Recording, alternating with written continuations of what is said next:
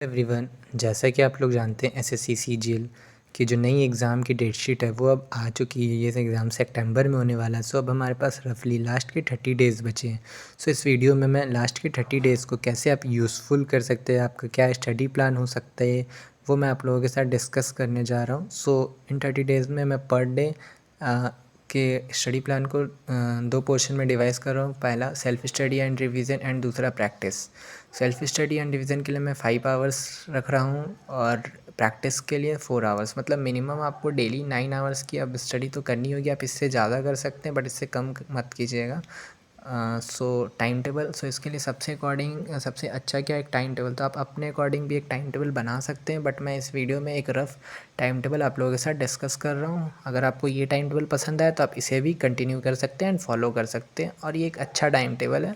सो आप इसे एक बार देख लीजिए। सो इस तरीके से सेल्फ स्टडी और रिवीजन का मैं 5 आवर्स लिया। तो इसमें हमारे पास 4 सब्जेक्ट्स हैं, मैथ्स, इंग्लिश, जीएसजीके और रीजनिंग। मैं ये मान के चल रहा हूँ कि अब तक आपने कॉन्सेप्ट जो है वो तो सारा पढ़ ही लिया होगा। बस अब जो भी खेल है वो रिवीजन का ही खेल बचा है।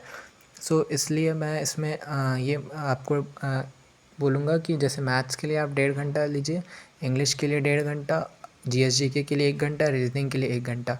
सो इतना टाइम ड्यूरेशन में आप इसका रिवीजन प्रॉपर वे में कर सकते हैं। सो इसको रिवाइज़ कैसे करना है, रिवाइज़ करने का सबसे अच्छा जो है वो आप अपने क्लास नोट्स के थ्रू रिवाइज़ कर सकते हैं। आपने अब तक जिस भी एजुकेटर से पढ़ा है, जहाँ से भी पढ़ा, उन्होंने आपको अपने क्लास नोट्स ज़रूर दिए होंगे। आप उन क्लास नोट्स को अपने कॉपी में भी लिखे होंगे।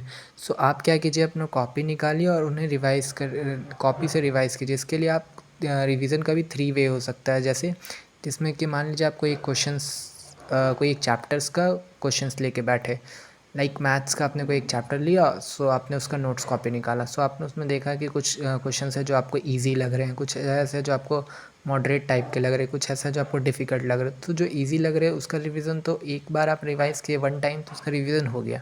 जो मॉडरेट लग रहे हैं उनका आप 2 बार रिवाइज़ किए तो उसका रिवीजन आपको हो गया। जो डिफ़िकल्ट है उसके लिए आप 3 टाइम्स उसको रिवाइज़ कीजिए।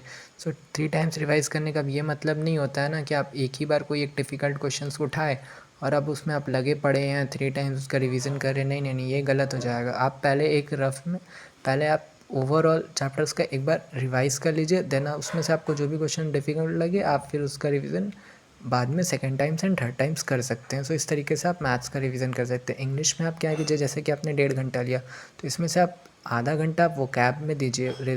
सिनोनियम्स, एंटोनियम्स, इडियम, फ्रेजेस, ये सब में आधा घंटा दीजिए। आधा घंटा आप ग्रामर में दीजिए और आधा घंटा आपके ऊपर है, वो आप फिर ग्रामर में दे सकते हैं या वोकैब में दे सकते हैं या फिर आप दोनों में 25-25 मिनट्स करके और दे सकते हैं। सो इस तरीके से आप इसका रिवीजन भी कर सकते हैं इंग्लिश का।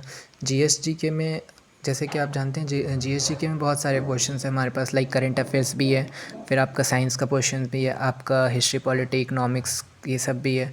सो करंट अफेयर्स के लिए आप क्या कीजिए, लास्ट के कम से कम 1 साल के करंट अफेयर्स का आप टारगेट लेके चलिए कि आपको रिवीजन करना है। ये रिवीजन आप मैगजीन के थ्रू कर सकते हैं या वन शॉट्स वीडियो जो कि यूट्यूब पे अवेलेबल है, आप उनके थ्रू भी रिवीजन कर सकते हैं। और जैसे कि बात रहा हमारा साइंस का और हिस्ट्री, पॉलिटी, ज्योग्राफी, ये सब का, तो इसके लिए आप पीवाईक्यू या फिर जो आपके नोट्स हैं जो आपने बनाए हैं आप उनसे भी रिवीजन कर सकते हैं। सो इस तरीके से आप जीएसजीके का भी रिवीजन कर सकते हैं। रीजनिंग के लिए क्या कीजिए कि रीजनिंग का रिवीजन आप बहुत ईजिली कर सकते हैं। तो इसके लिए आप रिवाइज़ कर लीजिए और आपको टाइम भी फिर बचेगा। तो यहाँ से आपको प्रैक्टिस क्वेश्चंस भी रीजनिंग का लगा सकते हैं।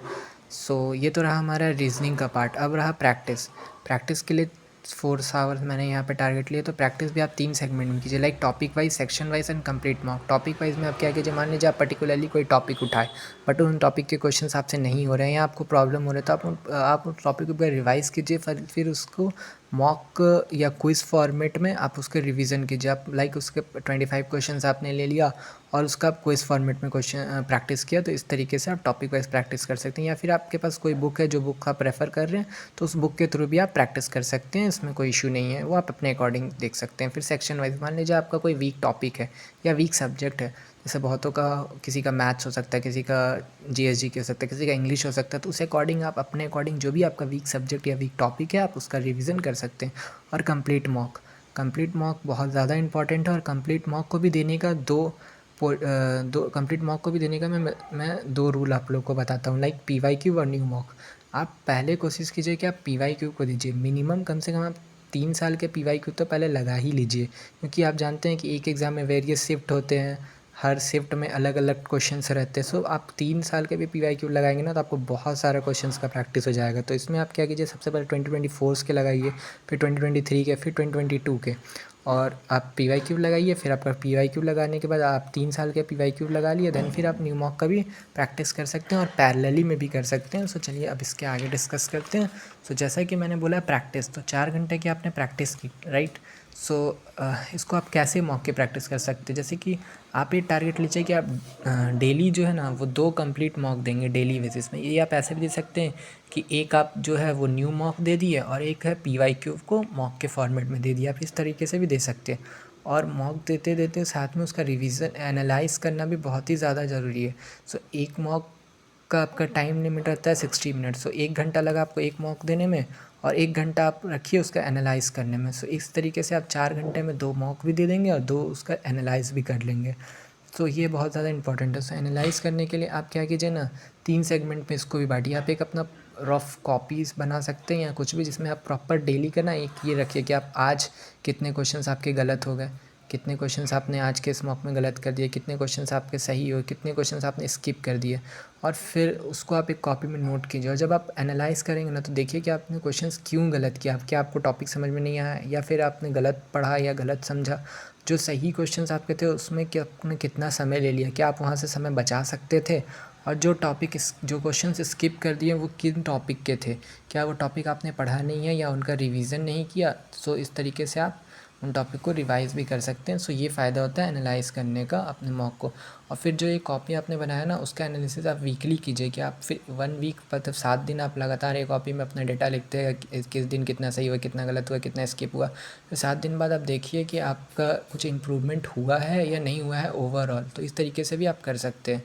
सो अब मोस्ट इम्पॉर्टेंट बात रहा है कि पॉइंट टू बी रिमेंबर, तो कौन सा ऐसा पॉइंट्स है, कुछ पॉइंट्स है जो आपको भूलना नहीं है लास्ट के 30 डेज़ में। सो इसमें सबसे पहला पॉइंट जो है वो प्रैक्टिस एवरी सब्जेक्ट, मतलब आप हर एक सब्जेक्ट को प्रैक्टिस कीजिए, हर एक सब्जेक्ट को इक्वल टाइम दीजिए। अब बहुत लोग को ऐसा होता है जो कि रीजनिंग बहुत फेवरेट होता है, सो सोचते हैं रीजनिंग तो आता ही है, इसमें क्यों प्रैक्टिस करें। सो रीजनिंग में प्रैक्टिस नहीं करते, कुछ का मैथ्स हो सकता है, कुछ का इंग्लिश हो सकता है, जिसमें प्रैक्टिस नहीं कर सकते, नहीं करना चाहते। सो ऐसा गलती मत कीजिएगा, लास्ट के डेज़ में हर एक सब्जेक्ट पे इक्वल प्रैक्टिस कीजिए। Be regular with your plan, आपने जो भी अपना, अगर आपने कुछ अपना प्लान बनाया होगा तो आप उस प्लान पे स्टिक रहिए, या फिर जो ये प्लान मैं आपके साथ डिस्कस किया आप इस प्लान पे स्टिक रहिए, लेकिन आप अपने प्लान से डाइवर्ट मत होइए, अपने प्लान पे स्टिक रहिए।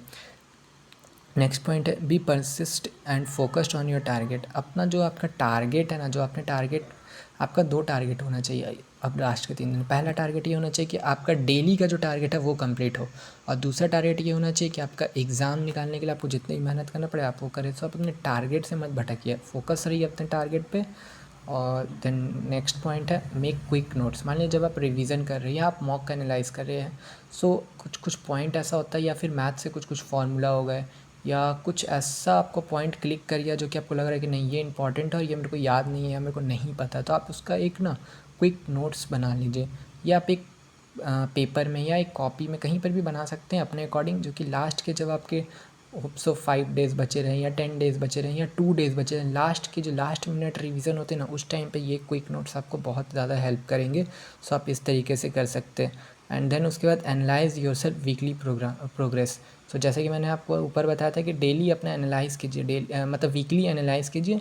सो वीकली आप एनालाइज जब करेंगे ना, तो इससे भी आपको बहुत ज़्यादा हेल्पफुल मिलेगा। सो होप सो आपको ये वीडियो अच्छा लगा होगा। ये वीडियोज़ आपको आपके 30 डेज़ को और अच्छे से आप यूटिलाइज़ कर सकते हैं। So all the best for your exam. Thank you so much. ऐसे ही और भी वीडियोस मैं लाता रहूँगा चैनल पे, सो चैनल पे बने रहिए, subscribe the channel. Thank you so much.